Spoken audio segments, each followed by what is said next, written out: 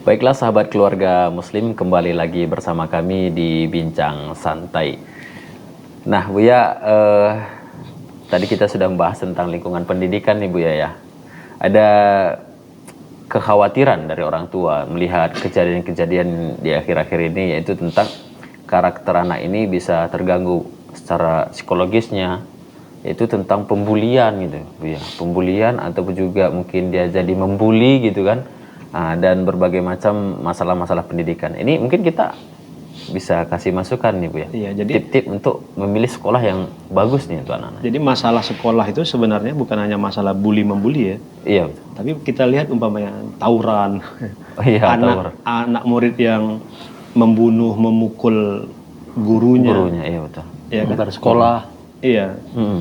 Kemudian bagaimana kita bisa melihat hasil dari sekolah ketika kita mendapatkan info ada anak yang juga membunuh orang tuanya gitu. Ya. Maka kalau boleh kita sebutkan ya, selain faktor keluarga. Nah, sekarang persoalannya ada variabel kedua nih, lembaga pendidikan. Tentu pertanyaannya bagaimana ya kita seharusnya memilihkan bagi anak kita itu lembaga pendidikan. Nah, apa? Mungkin secara umum kalau saya tidak ada, saya sebut bukan alternatif ya, tapi sekolah pesantren itu pilihan, gitu. Pesantren itu pilihan. Pilihan. Iya. Kenapa? Karena pendidikan di pesantren itu lebih komplit dibandingkan dengan model-model pendidikan yang umum. Coba apa yang ada di pesantren? Matematika ada. Ada. Bahasa Inggris ada. Bahasa Arab lebih komplit lagi. Dan kekhasan pendidikan pesantren itu apa?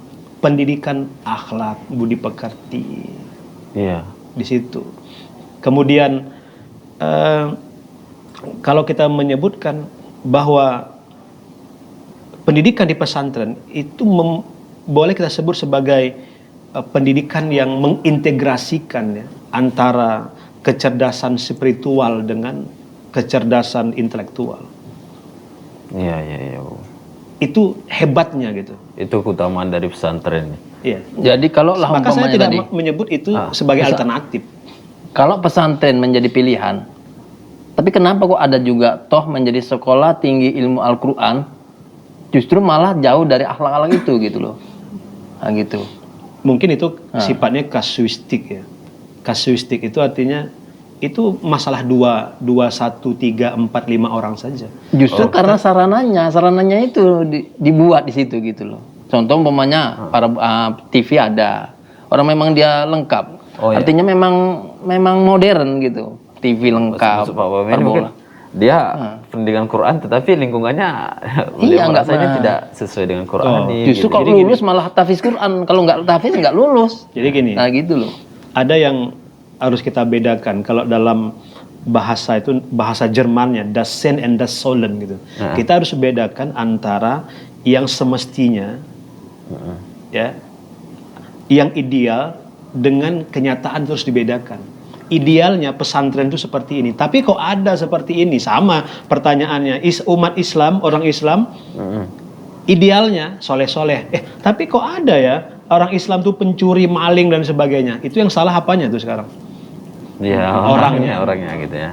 Atau Islamnya, lembaganya, atau hasilnya.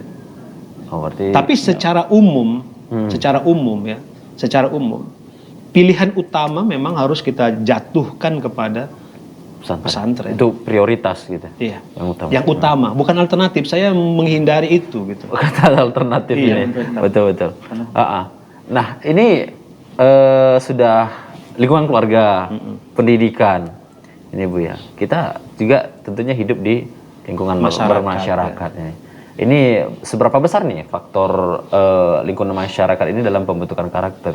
Tadi mungkin Pak Abu Naufal tadi cerita tadi gimana Bu? Iya, karena kalau kita di lingkungan kita kan nama di lingkungan masyarakat kan manusia kan beda-beda. Nggak sesuai dengan kita, misalnya orang tua si A mengajarkan ini, orang tua B itu nggak seirama gitu. Ada yang orang tua, dia membolehkan anaknya apapun boleh, penting anak senang. Gitu. Saya terkendala di situ. Nah, anak saya larang gini, anak si A boleh, jadi anak saya membantah, si Polan boleh, gitu. Sampai saya terucap, ya sudah, kok jadi anak dia, gitu. Iya. Kita terbentur gitu. Apa harus kita kerasin, gitu? Karena kalau saya kerasin masih kecil. Kadang saya udah nggak sabar, saya kerasi gitu. Itu gimana, Ustaz? Jadi begini ya. Makanya kita harus berorientasi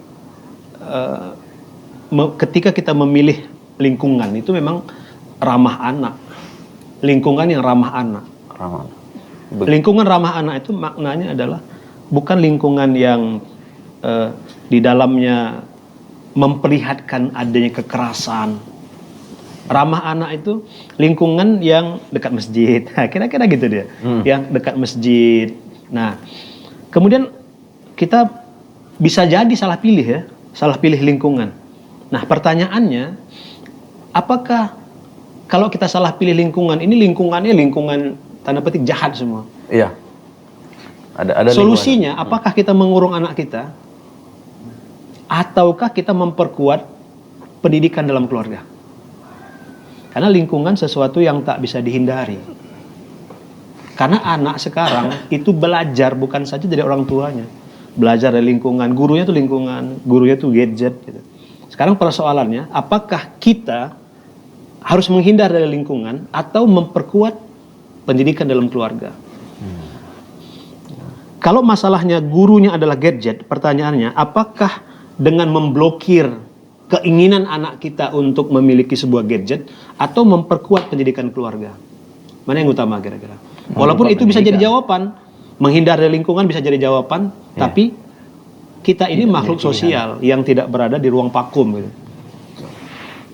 Yang harus berinteraksi, maka pilihan utamanya memperkuat pendidikan dalam keluarga.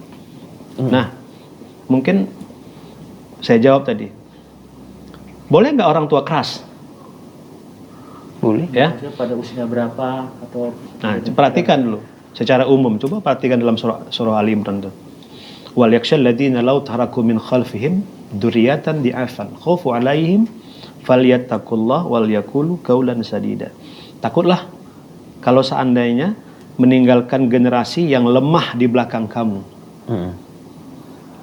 Nah, apa yang harus kita lakukan dalam hal ini? Falyattaqullah. Dalam hal pendidikan, kita diperintahkan oleh Allah bertakwa kepadanya. Bertakwa maknanya apa? Kita dan dia sama-sama mengerjakan kebaikan, kemudian meninggalkan kemaksiatan. Apa yang kedua? Wal yaqulu qaulan sadida. Dan ucapkan kepada anak-anakmu ucapan yang baik. Karena memang ucapan yang baik itu secara psikologis fitrahnya sesuatu yang mudah dan enak diterima oleh siapapun. Itu. Wal yaqulu qaulan sadida. Mudah, enak diterima oleh siapapun. Nah, itu menjawab tadi pertanyaan tadi, Bu ya. Bolehkah kita sebagai orang tua harus keras kepada anak? Jawabannya boleh. Dalam artian keras dalam mendidik anak, keras dalam mengajarkan agama, keras dalam kejujuran, keras dalam komitmen. Nah, itulah dia. Jadi artinya kata keras ini jangan dimaknai negatif. Kalau dibilang keras mungkin harus marah, tidak. Kalau dibilang keras harus memukul, tidak. Tapi keras di sini adalah bagaimana mengajarkan anak itu komitmen, tepat janji, tepat waktu, dan mungkin bahasanya bukan keras ya. Kalau dalam bahasa Arab kan syadid. Ya, kaulan syadida atau kaulan sadida. Iya, beda itu. Beda kan? Kalau syadida itu ya. memang, tapi yang mungkin yang lebih mudah dipahami oleh orang, bagaimana mengajarkan anak itu ya, kita dan dia kita ajar sama-sama amanah di dalam agama, istiqomah. Bahasanya lemah lembut, itu mungkin lebih mudah dipahami gitu.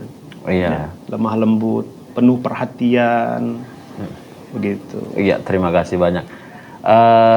Baiklah, sahabat keluarga Muslim, alhamdulillah pembahasan kita sebetulnya kalau ini masih panjang ya, Bu ya. Masya Allah. Namun karena berhubung waktu kita ini terbatas, sahabat keluarga Muslim, mungkin akan kita cukupkan sampai di sini. Terima kasih banyak, syukran Bu ya.